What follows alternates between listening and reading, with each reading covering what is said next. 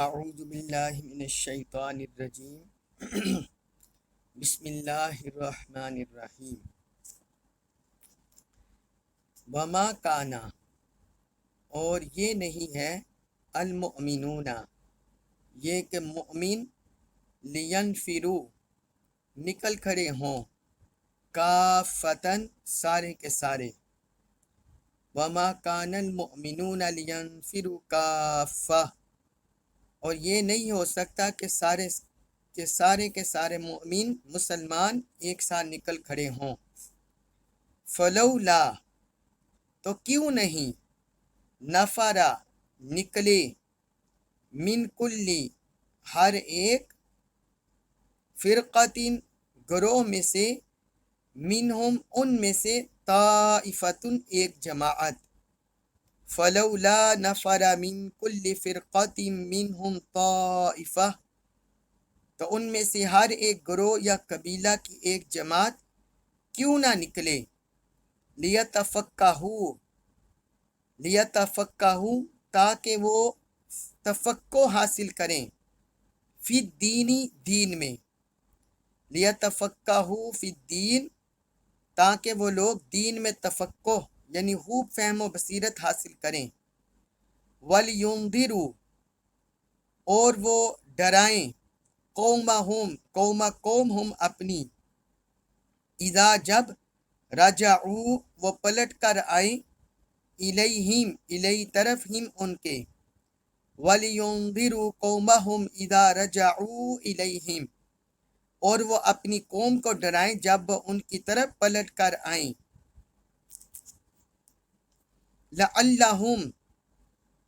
لعل تاکہ ہم وہ یحذرون بچیں لعلہم یحذرون تاکہ وہ بچیں یعنی گناہوں سے اور نافرمانی زندگی سے۔ اب اس آیت مبارکہ میں اللہ رب العزت نے اہل ایمان کو ترغیب دی ہے اور حکم دیا ہے کہ ان میں سے کم از کم ایک گروہ کو، ایک قبیلہ کو دین کا فہم حاصل کرنے کے لیے، دین کا تدبر حاصل کرنے کے لیے ضرور نکلنا چاہیے۔ اب اس کا آغاز اس کے پس منظر میں حضرت عبداللہ بن عباس رضی اللہ عنہ سے مروی ہے کہ عرب کے قبائل میں سے ہر قبیلہ سے مسلمانوں کو ایک جماعت حضور نبی اکرم صلی اللہ علیہ وسلم کی خدمت میں حاضر ہو کر مسائل دین اور احکام شریعہ سیکھتی تھی۔ اس کے پس منظر میں، اس کے شان نزول میں یہ حضرت عبداللہ بن عباس رضی اللہ عنہ کا ایک قول ملتا ہے۔ کہتے ہیں عرب کے ہر قبائل میں سے ہر قبیلے سے جو ایک جماعت ہے وہ حضور کی خدمت میں حاضر ہو کر مسائل دین اور احکام شریعہ سیکھتی تھی اور ان کو اپنے پیش آمدہ مسائل میں جس شرعی رہنمائی کی ضرورت ہوتی آپ سے وہ رہنمائی حاصل کرتی۔ پھر جب وہ قوم اپنے قبیلہ میں واپس جاتی تو وہ ان کو نماز، زکوٰۃ اور اسلام کے دیگر احکام کی تعلیم دیتی۔ وہی جماعت جس نے حضور سے جو سیکھا ہوتا اپنے پیچھے جا کر اپنی قوم کو سکھاتے اور اسلام کی تبلیغ کرتی اور اللہ کے عذاب سے ڈراتی اور یہ کہتی کہ جو اسلام لے آیا وہ ہم میں سے ہے، حتیٰ کہ ایک شخص اپنے ماں باپ سے جدا ہو جاتا یعنی دین سیکھنے کے لیے۔ یہ تفسیر ابن ابی حاتم میں ہے، جلد 6 صفحہ 1911 اور حدیث نمبر ہے 10,122۔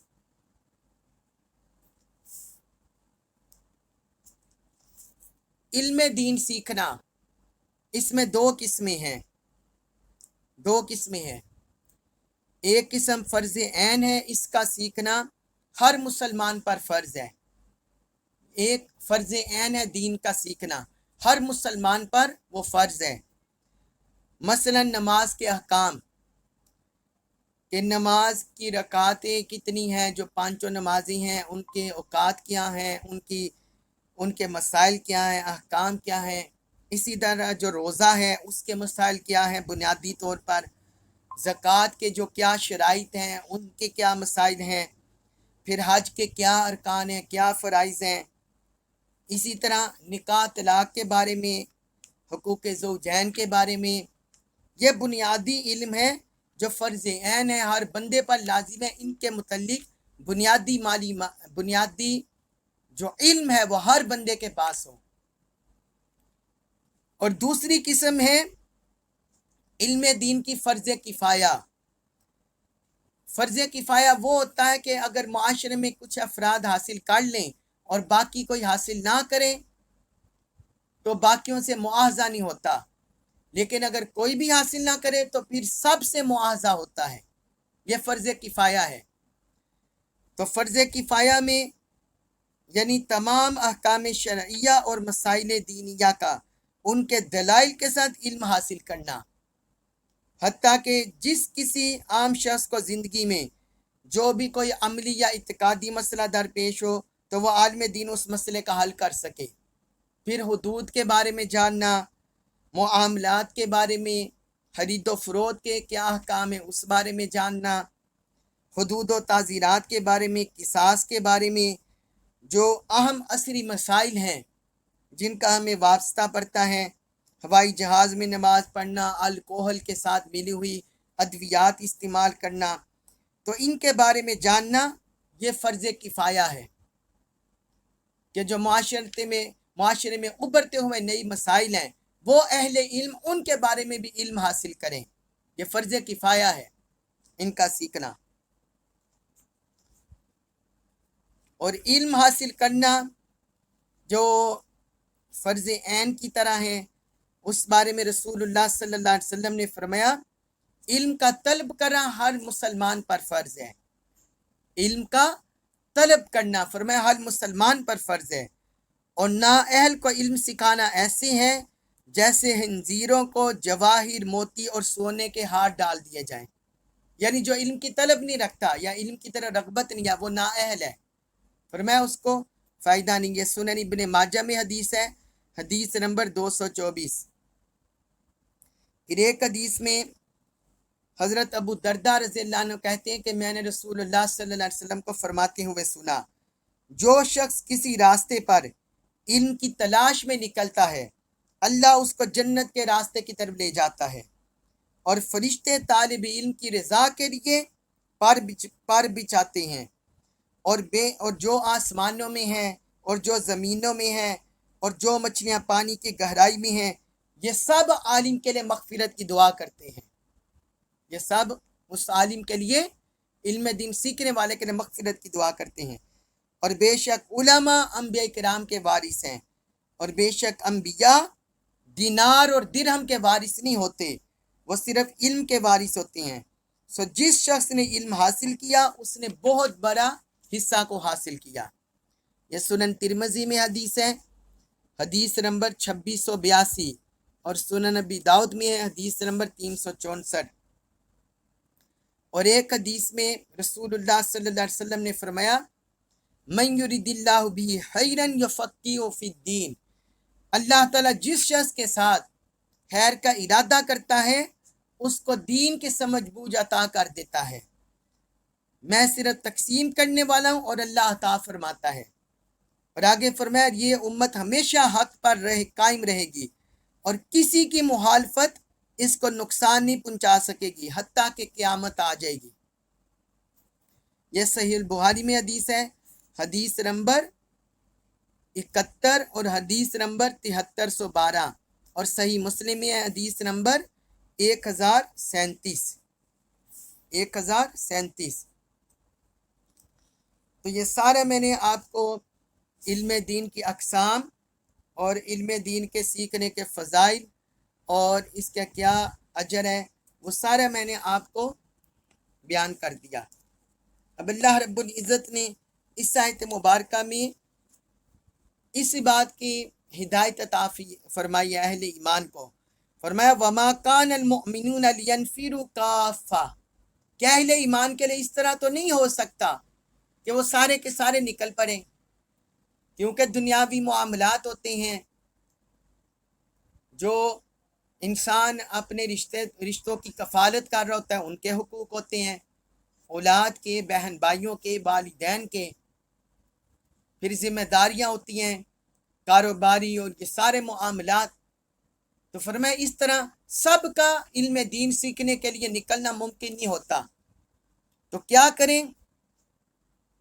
فَلَوْلَا نَفَرَ مِنْ كُلِّ فِرْقَةٍ مِّنْهُمْ طَائِفَةٌ، تو کیوں نہیں ان میں سے ہر ایک قبیلہ میں سے ایک جماعت نکلتی، ہر گروہ میں سے ایک جماعت کیوں نہیں نکلتی؟ لِيَتَفَقَّهُوا فِي الدِّينِ، ان کا مقصد کیا ہو؟ دین کا فہم حاصل کریں، تفقہ حاصل کریں، دین کی سمجھ بوجھ حاصل کریں، دین کی سمجھ بوجھ حاصل کریں. فقہ کا لغوی معنی تو ہے علم حاضر سے علم غائب تک پہنچنا، یہ فقہ کا لغوی معنی ہے. اور اصطلاحی معنی ہے احکام شرعیہ کا علم. اور اس کے جو اصطلاحی معنی جو جامع تعریف ہے وہ اس کی یہ کی گئی ہے، احکام شرعیہ عملیہ کا علم جو ان کے دلائل تفصیلیہ سے حاصل ہو. یعنی جو احکام شرعیہ عملیہ کا علم ہے ان کے دلائل سے حاصل ہو، تفصیلی دلائل سے، قرآن سے، سنت سے، اجماع سے، قیاس سے، اسے بولتے ہیں علم فقہ. تو اللہ رب العزت نے فرمایا یہ دین کا جو تفقہ ہے فقہی علم اسے حاصل کرنے کے لیے نکلے، ہر گروہ قبیلے میں سے ایک جماعت نکلے. آگے فرمایا وَلْيُنذِرُوا قَوْمَهُمْ إِذَا رَجَعُوا إِلَيْهِمْ، اور وہ اپنی قوم کو ڈرائیں جب وہ ان کی طرف پلٹ کر آئیں. یعنی ان کا مقصد کیا ہو؟ علم دین سیکھنا گہرائی سے، اور پھر وہ پلٹ کر اپنی قوم کی طرف جائیں اور انہیں ڈرائیں، انہیں بتائیں کہ یہ جو تم عمل کر رہے ہو یہ حرام ہے، یہ ناجائز ہے، اللہ تعالیٰ کی یہ تعلیم ہے، یہ اوامر و نواہی ہیں، یہ حرام ہے، یہ حلال ہے. تو فرمایا وہ اپنی قوم کی طرف جا کر انہیں ڈرائیں. لَعَلَّهُمْ يَحْذَرُونَ، تاکہ وہ بچیں. اس سے مقصد کیا ہو؟ تاکہ وہ گناہوں کی اور نافرمانی کی زندگی سے بچ جائیں. جو ان کے اندر معاصی ہو، نافرمانیاں ہو، حلال و حرام میں جو مکس اپ کر دینا، جائز اور ناجائز کو ملا دینا، ان سے وہ بچ جائیں اور اللہ کے رسول کے تابع حقیقی طور پر زندگیاں بسر کرنے لگ جائیں. فرمایا یہ ان کا مقصد ہونا چاہیے. اس کے بعد ہے سورۃ التوبہ آیت نمبر 123، اس میں فرمایا یا ایہا، اے الذین، وہ جو آمنو، ایمان لائے، یا ایہا الذین آمنو، اے ایمان والو، قاتلو، تم جنگ کرو، الذین، ان لوگوں سے، یلونکم، یلونا جو قریب ہیں، کم تمہارے، من الکفاری، کافروں میں سے. یا ایہا الذین آمنو قاتلوا الذین یلونکم من الکفار، اے ایمان والو تم کافروں میں سے ایسے لوگوں سے جنگ کرو جو تمہارے قریب ہیں، یعنی جو تمہیں اور تمہارے دین کو براہ راست نقصان پہنچا رہے ہیں. وَلْيَجِدُوا، اور یہ کہ وہ پائیں، فیکم، فی میں، کم، تم میں، غلظہ، سختی، وَلْيَجِدُوا فیکم غلظہ، اور وہ تمہارے اندر سختی پائیں. یعنی اس حال میں جہاد کرو کہ تمہاری جو طاقت ہے شجاعت کی اس کی سختی پائیں. وَعْلَمُوا، اور تم جان لو، ان اللہ، ان بے شک اللہ، اللہ، مع الساتھ ہے المتقین، پرہیزگاروں کے. وَعْلَمُوا ان اللہ مع المتقین، اور جان لو کہ بے شک اللہ پرہیزگاروں کے ساتھ ہے. اب اس آیت مبارکہ میں اللہ رب العزت نے اہل ایمان کو کفریہ طاقتوں کے ساتھ جو قتال کا ایک اصول سمجھا دیا ہے، ایک اصول بتا دیا ہے اور یہ حکم دے دیا ہے. فرمایا یا ایھا الذین آمنوا قاتلوا الذین یلونکم من الکفار، اے ایمان والو کافروں میں سے جو تمہارے قریب ہو تم ان سے قتال کرو. یعنی مطلب یہ ہے کہ اہل ایمان کے قریب بھی کافر ہوں، اہل ایمان کے دور بھی کافر ہوں۔ تو فرمایا جو قریبی دشمن ہے اس کو چھوڑ کر دور کے دشمن کی طرف نہ بھاگو، وہاں تک تو تم نے جانا ہے اگر تمہاری رسائی ہوئی، لیکن پہلے جو قریبی دشمن ہے پہلے اس کا سر کچلو، پہلے تم اس سے قتال کرو، کیونکہ تم اگر اپنے قریبی دشمن کو چھوڑ کر، طاغوتی طاقت کو چھوڑ کر، جو انسانیت کے لیے، جو امن کے دشمن ہے، انسانیت کے دشمن ہے، اسلام کے دین کے جو پرامن لوگ ہیں ان کے دشمن ہیں، وہ ان کو کچلنا چاہتے ہیں، ان کو ختم کرنا چاہتے ہیں، اگر تم ایسی کفریہ طاغوتی طاقتوں کو چھوڑ کر دور کے دشمن کو پکڑو گے تو یہ اندرونی دشمن بھی طاقتور ہو جائیں گے اور بیرونی دشمن بھی تمہارے ہاتھ نہیں آئیں گے، وہ بھی طاقتور ہو جائیں گے۔ اس لیے فرمایا کہ درجہ بدرجہ آگے بڑھو، درجہ بدرجہ آگے بڑھو۔ آپ دیکھیں حضور صلی اللہ علیہ وسلم کی سیرت سے بھی ہمیں یہی درس ملتا ہے۔ آقا علیہ الصلوۃ والسلام نے بیرونی طاقتوں سے پہلے ٹکر نہیں لی، بلکہ پہلے آپ صلی اللہ علیہ وسلم نے جو عرب کے قریبی حصے تھے ان کو ٹارگٹ کیا،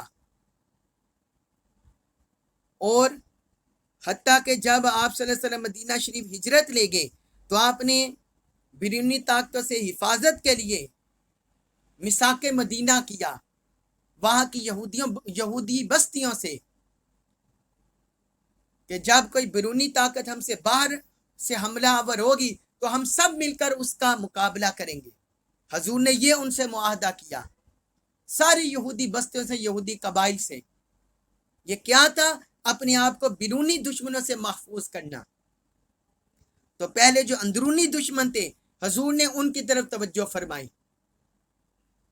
جو مکہ مکرمہ کے کافر تھے یا مدینہ میں جو منافق بستے تھے ان کا پہلے صفایا کیا۔ پھر جب فتح مکہ ہو گئی تو پھر آپ نے جو باہر کے باقی جو قبائل تھے، خطے تھے، ان کی طرف توجہ فرمائی۔ جو غزوہ حنین ہے وہ بھی بعد میں ہوا، غزوہ یرموک یہ بھی بعد میں ہوا، یہ باہر والے قبائل کے ساتھ جنگ تھی۔ تو اللہ رب العزت نے اہل ایمان کو یہی سمجھا، یہ تعلیم دی، فرمایا اے ایمان والو جو تمہارے قریبی کافر ہیں پہلے ان سے قتال کرو۔ پھر آگے فرمایا وَلْيَجِدُوا فِيكُمْ غِلْظَةً، اور یہ جہاد اس وقت ہو وقت تمہارے اندر وہ سختی پائیں، وہ تمہارے اندر سختی پائیں، انہیں پتہ ہو کہ مسلمان قوت کے ساتھ، طاقت کے ساتھ ہمارا مقابلہ کر رہے ہیں۔ پھر آگے فرمایا وَاعْلَمُوا أَنَّ اللَّهَ مَعَ الْمُتَّقِينَ، اور تم جان لو کہ اللہ پرہیزگاروں کے ساتھ ہے، یعنی جو بھی پرہیزگار ہیں، اللہ تعالیٰ اللہ کے رسول کی مانتے ہیں اور اللہ کے حکم کی تابع داری کرتے ہیں، تو پھر اللہ کی طرف سے انہیں غلبہ بھی نصیب ہوتا ہے اور انہیں مدد و نصرت بھی اللہ کی طرف سے نصیب ہوتی ہے۔ فرمایا ان کو نصیب ہوتی ہے، اللہ تعالیٰ ان کے ساتھ ہوتا ہے۔ اس کے بعد ہے سورۃ التوبہ آیت نمبر 124، اس میں ارشاد فرمایا وَإِذَا، اور جب جو کوئی انزلت نازل کی جاتی ہے سورتن، کوئی سورت، فَمِنْهُمْ، تو ان میں سے میں وہ جو یقول کہتا ہے ایوکم، کس نے، کون ہے، کم تم میں سے، زادت بڑھا دیا، اضافہ کر دیا، حاضی اس صورت نے، ایمانن ایمان میں۔ وَإِذَا مَا أُنزِلَتْ سُورَةٌ فَمِنْهُمْ مَنْ يَقُولُ أَيُّكُمْ زَادَتْهُ هَٰذِهِ ایمانا، اور جب بھی کوئی سورت نازل کی جاتی ہے تو ان منافقوں میں سے بعض یہ کہتے ہیں کہ تم میں سے کون ہے جسے اس سورت نے ایمان میں زیادتی بخشی ہے، یعنی کون ہے؟ فَأَمَّا، بس وہ جو الذین، وہ جو آمنو ایمان لائے، فزادت تو اس صورت نے اضافہ کر دیا ہم ان میں ایمانن ایمان کا، فَأَمَّا الَّذِينَ آمَنُوا فَزَادَتْهُمْ ایمانا، بس جو لوگ ایمان لائے ہیں سو اس صورت نے ان کے ایمان کو زیادہ کر دیا، وَهُمْ اور وہ یستبشرون خوشیاں مناتے ہیں، یعنی اس کیفیت ایمان پر وہ خوشیاں مناتے ہیں۔ اب اس آیت مبارکہ میں اللہ رب العزت نے منافقوں کے استہزاء کا اور ان کے ٹھٹھا کا ذکر کیا ہے، کیونکہ جس انسان کا دل ایمان سے محروم ہو اور اس کے دل میں منافقت ہو، کفر ہو، اسے اللہ کے اتارے ہوئے کلام سے نور نصیب نہیں ہوتا، ہدایت نصیب نہیں ہوتی، بلکہ اس کی کالک میں طریقے میں اضافہ ہوتا ہے۔ اس لیے اسے کچھ سمجھ نہیں آتا کہ اللہ کے اس حکم میں کیا حکمت ہے، کیا اس میں ایمان کی مضبوطی ہے۔ تو اسی طرح کی کیفیت منافقوں کی تھی، وہ جب کوئی بھی صورت اترتی، آیت اترتی تو اس طرح کا مذاق اڑاتے، جس کو اللہ رب العزت نے ذکر کیا۔ فرمائی وَإِذَا مَا أُنزِلَتْ سُورَةٌ، جب بھی کوئی صورت اترتی ہے، اینی ون، فَمِنْهُم مَّن يَقُولُ أَيُّكُمْ زَادَتْهُ هَٰذِهِ ایمانا، تو ان میں سے کوئی کہتا ہے ایُّکم، کہ تم میں سے کون ہے زادت ہو، یہ زادت اس میں ہیا اشارہ ہے صورت کی طرف، فعل میں وہ ہیا ضمیر صورت چھپی ہوئی ہے، تو فرمایا وہ کہتے ہیں کہ اس صورت نے ان میں سے کس کے ایمان کا اضافہ کیا ہے، کیونکہ خود ان کے دل طریقی میں تھے، اندھیروں میں تھے، انہیں کیا پتہ نور کیا ہوتا ہے، ایمان میں زیادتی، ایمان میں اضافہ کیا ہوتا ہے، اس لیے وہ ایسے ٹھٹا مذاق کرتے۔ تو اللہ تعالیٰ نے فرمایا ان کا جواب دیا ساتھ ہی، فَأَمَّا الَّذِينَ آمَنُوا، فرمایا جو لوگ ایمان لے آئے ہیں، فَزَادَتْهُمْ ایمانا، اس صورت نے ان کے ایمان میں اضافہ کر دیا ہے، وَهُمْ يَسْتَبْشِرُونَ، اور وہ خوشیاں مناتے ہیں، اس ایمانی کیفیت کے ملنے پر وہ خوشیاں مناتے ہیں۔ جب وہ پڑھتے ہیں کہ اللہ کی طرف سے توکل کرنے والوں کو یہ انعام ملتے ہیں، اللہ کی راہ میں لڑنے والوں کو یہ اجر ملتا ہے، یہ درجات کی بلندی نصیب ہوتی ہے، اور متقین کو اللہ کی مدد و نصرت حاصل ہوتی ہے، فرشتوں کا نزول بھی ہوتا ہے، تو کیا اس طرح کی خوشخبریاں سن کر کیا اہل ایمان کے ایمان میں اضافہ نہیں ہوگا؟ کیا ان کے چہرے نہیں کھلیں گے؟ کیا وہ خوشی فرحت محسوس نہیں کریں گے؟ تو اللہ تعالیٰ نے فرمایا اس صورت نے اہل ایمان کے ایمان میں اضافہ کر دیا، ان کی کیفیت ایمان میں اضافہ کر دیا، انہیں فرحت محسوس ہوئی، خوشی محسوس ہوئی کہ ہمارا رب ہمارے ایمان کی تقویت کے لیے ہمیں کیسی کیسی خوشخبریاں سناتا ہے۔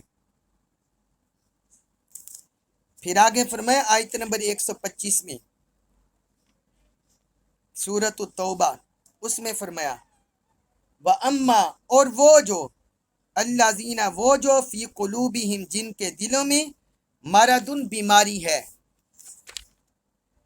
وَأَمَّا الَّذِينَ فی قلوبہم مرض، اور جن لوگوں کے دلوں میں بیماری ہے، فزادتہم، تو اس نے اضافہ کر دیا ہم ان میں، رجسن، خباثت کا، الا، طرف، رجسہم، مزید پلیتی کے، فزادتہم رجسن الا رجسہم، تو اس صورت نے ان کی خباثت، کفر و نفاق پر مزید پلیدی بڑھا دی، مزید پلیدی کا، خباثت کا اضافہ کر دیا۔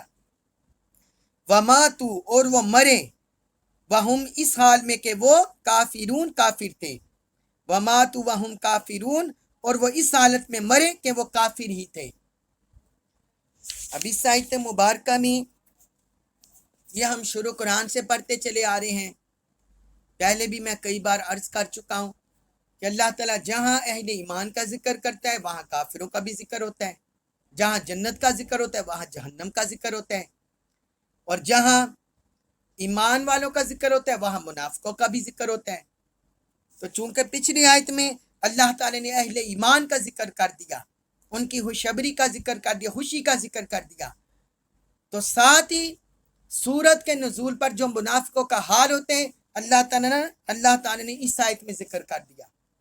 سورۃ توبہ آیت نمبر 125 میں فرمایا وَأَمَّا الَّذِينَ فِي قُلُوبِهِم مَرَضٌ، جن لوگوں کے دلوں میں بیماری ہے. کون سی بیماری؟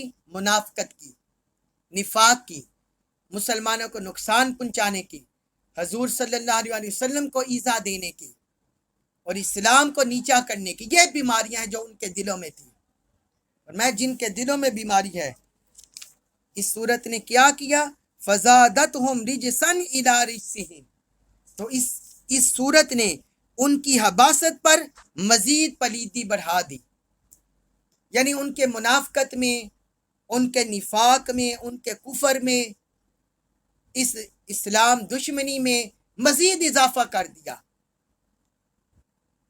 مرض بڑھتا گیا جو دوا کی، مرض بڑھتا گیا جو دوا کی، کیونکہ وہ صحیح دوا نہیں لیتے، اپنے مرض کی تشخیص نہیں کرتے، لہٰذا وہ باطل خوراک لیتے ہیں، سورت کے خلاف چلتے ہیں، اللہ کے کلام کے خلاف چلتے ہیں، لہٰذا وہ ان کے مرض میں مزید اضافہ ہوتا چلا جاتا ہے، ان کی کفر میں، منافقت میں مزید اضافہ ہوتا چلا جاتا ہے، خباثت میں، رجس میں، پلیدی میں مزید اضافہ ہوتا چلا جاتا ہے.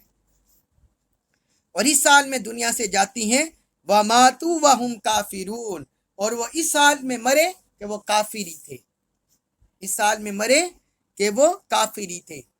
تو دنیا میں بھی تاریکی لے کر گئے دلوں میں، مردہ جسم کے ساتھ گئے، اور آخرت میں بھی اللہ کے عذاب کے مستحق ہو گئے. اللہ تبارک و تعالی سے دعا ہے اللہ تعالی ہمیں ان منافقانہ اعمال سے محفوظ فرمائے، ہمیں کامل اہل ایمان کی خوبیاں نصیب فرمائے، قرآن مجید کا نور عطا فرمائے، اور جو قرآن مجید کی آیات سے، صورتوں سے ایمان کی زیادتی، ایمان میں اضافہ نصیب ہوتا ہے، وہ اللہ تعالیٰ ہمیں نصیب فرمائے. قرآن مجید کا کامل فہم نصیب فرمائے اور ہمیں اس پر عمل پیرا ہونے کی توفیق عطا فرمائے. وما علیہ الا البلاغ المبین.